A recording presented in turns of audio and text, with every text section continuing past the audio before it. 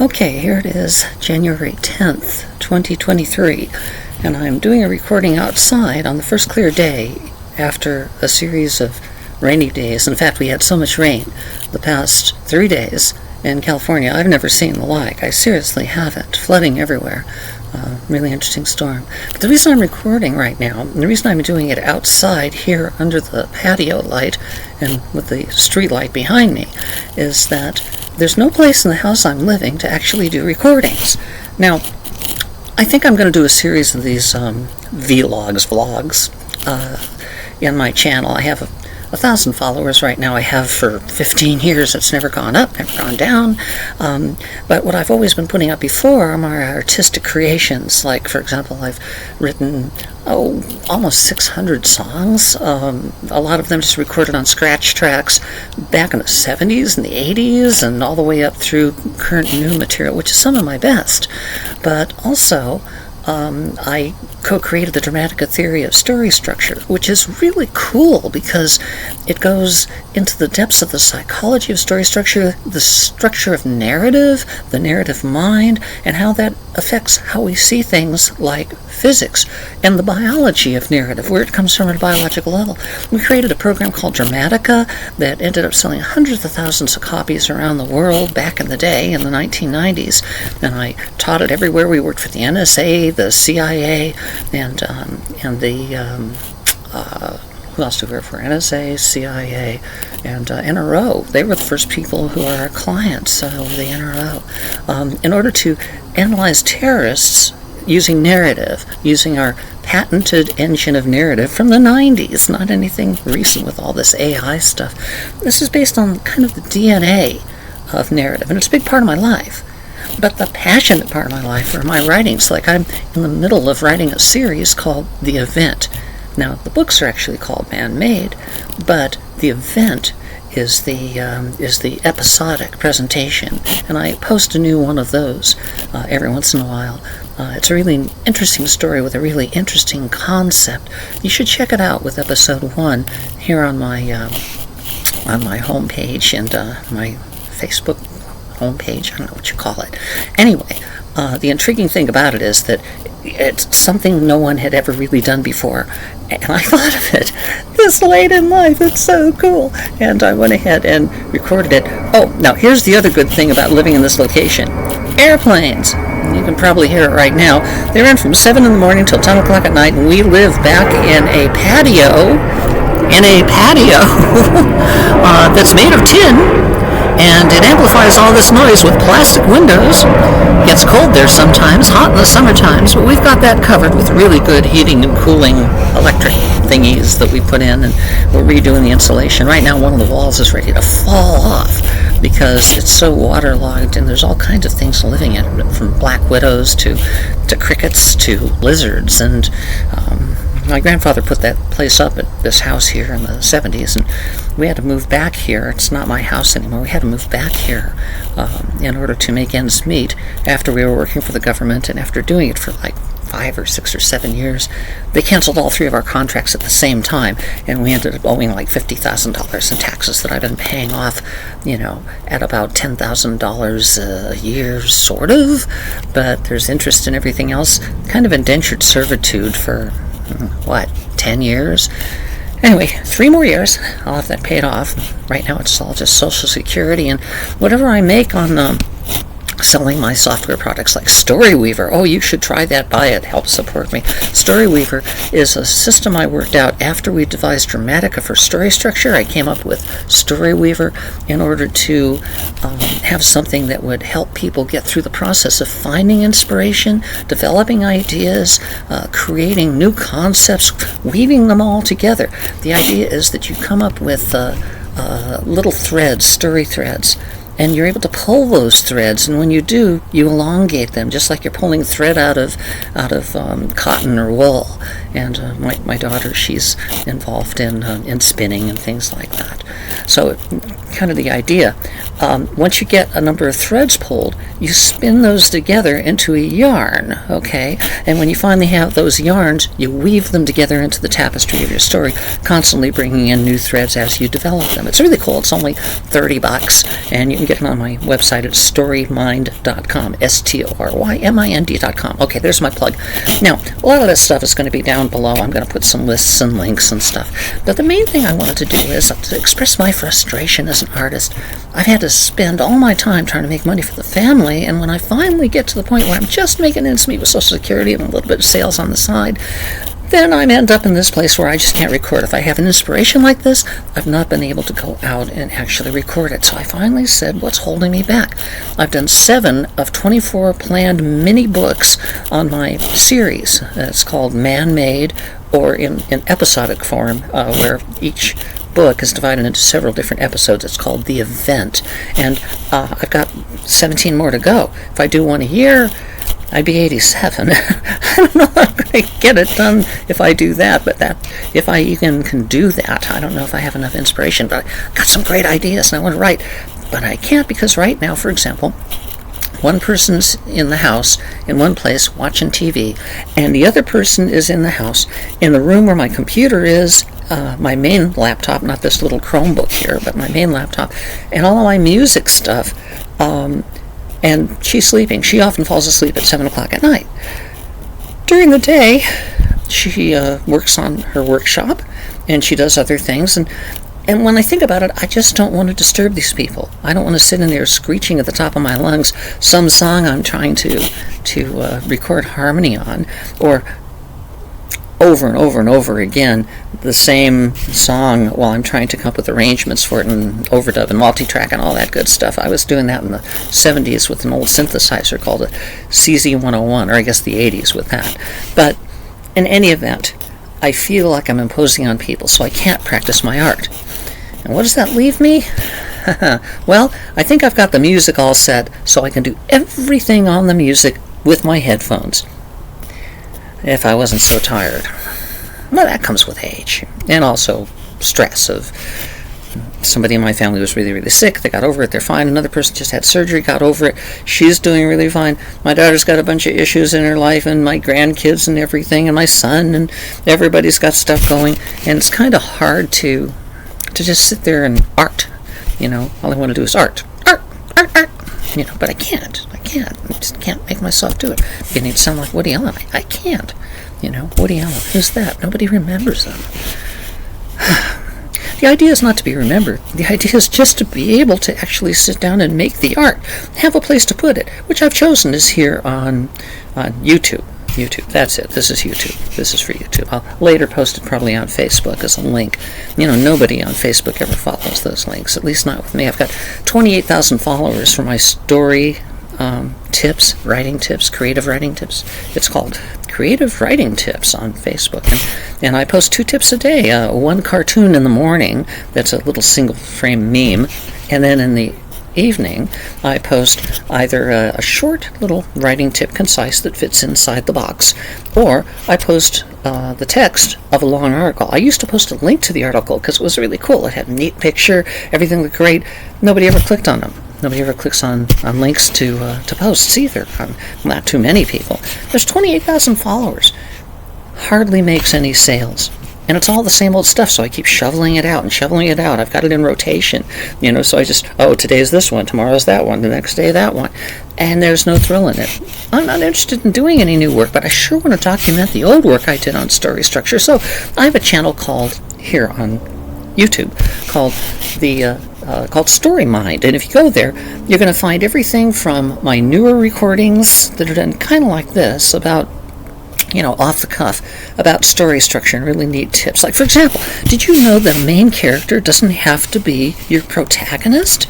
You see, the protagonist is the guy trying to achieve the goal and fighting the antagonist to make that happen. But the main character is the audience position in the story, the one we see through his eyes or over his shoulder.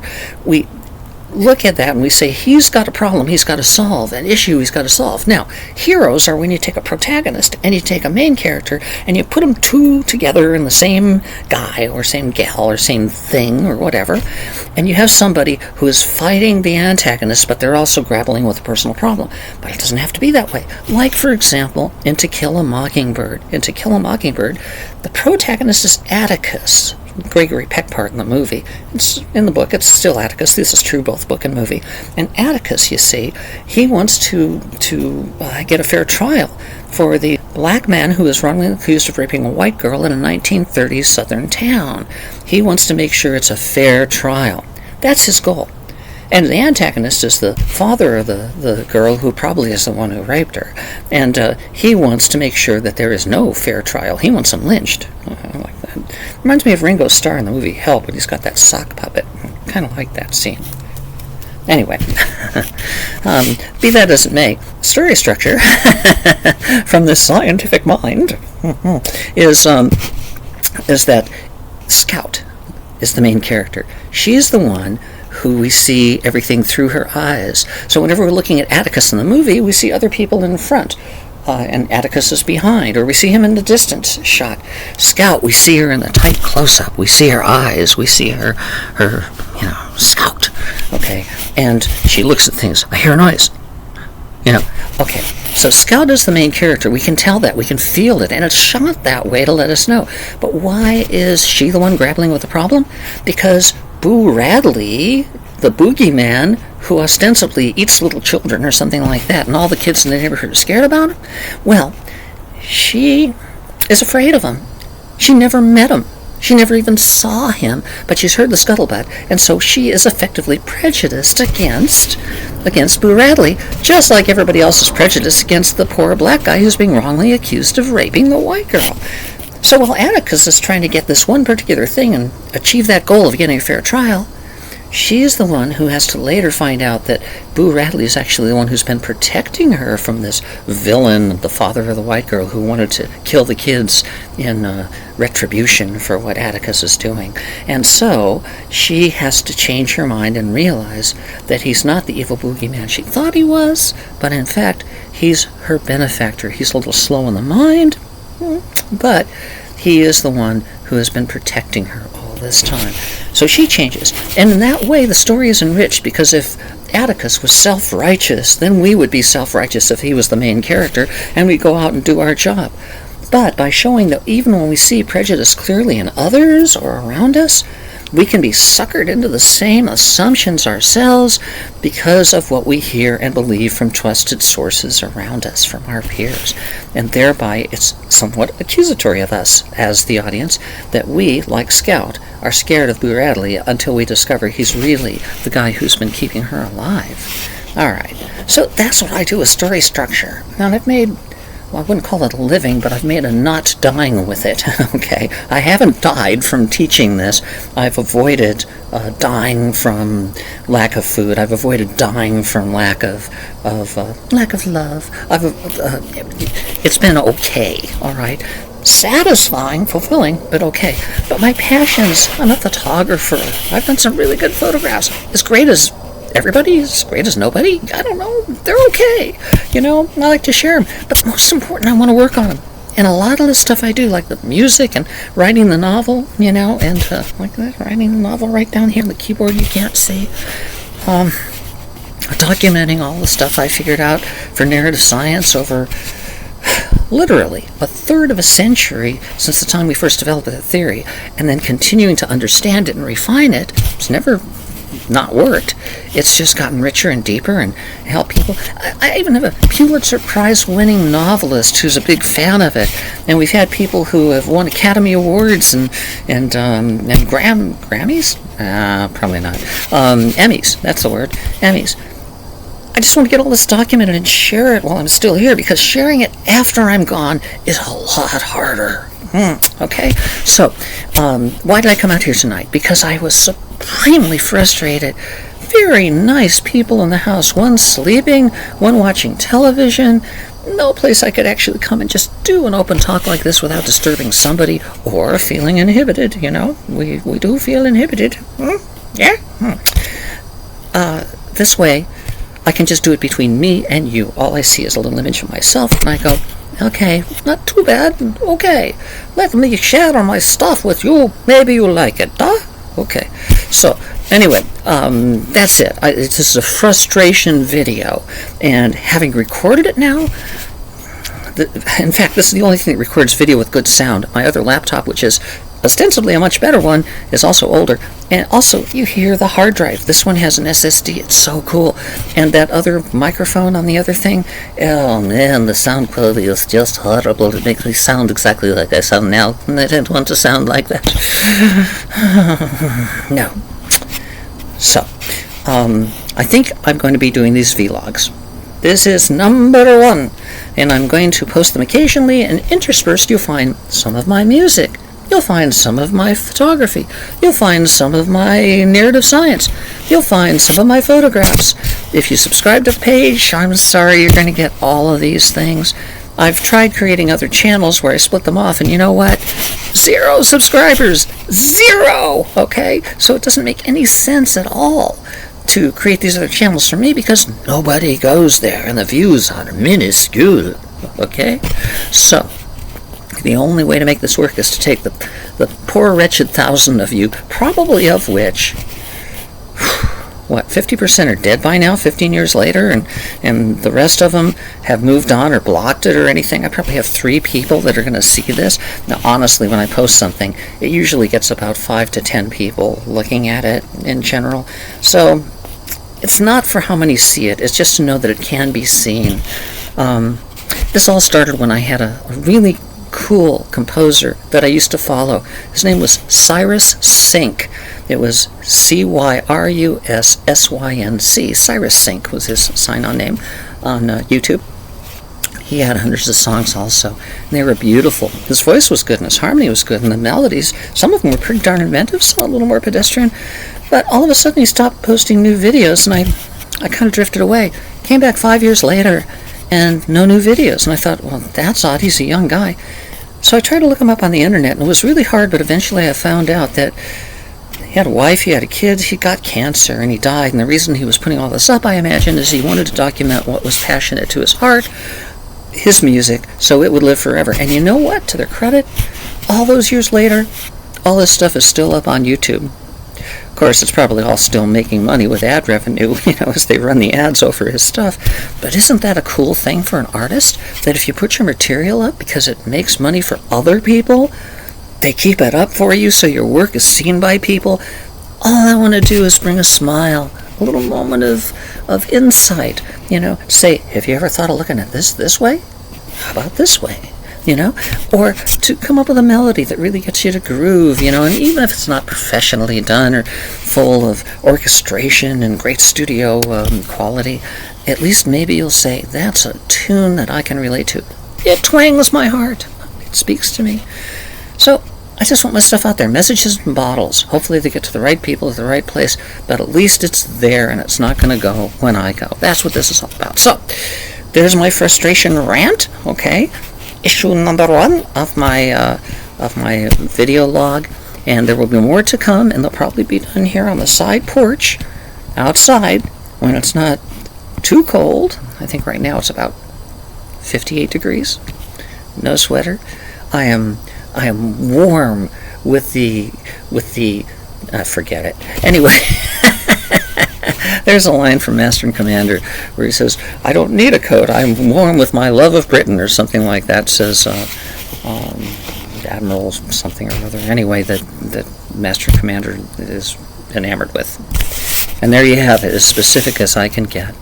Alright, so that being said, I'm going to stop this recording now. You get ready. I know it's going to be a shock. It's going to stop. It's just going to end. And you're wondering, I feel unfulfilled. I haven't gotten the completeness yet. Just keep coming back.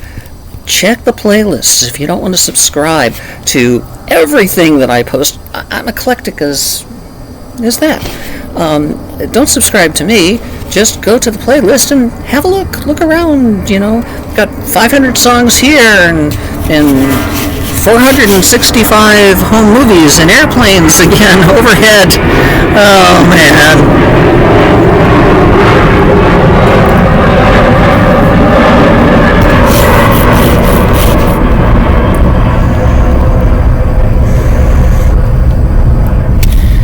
All right.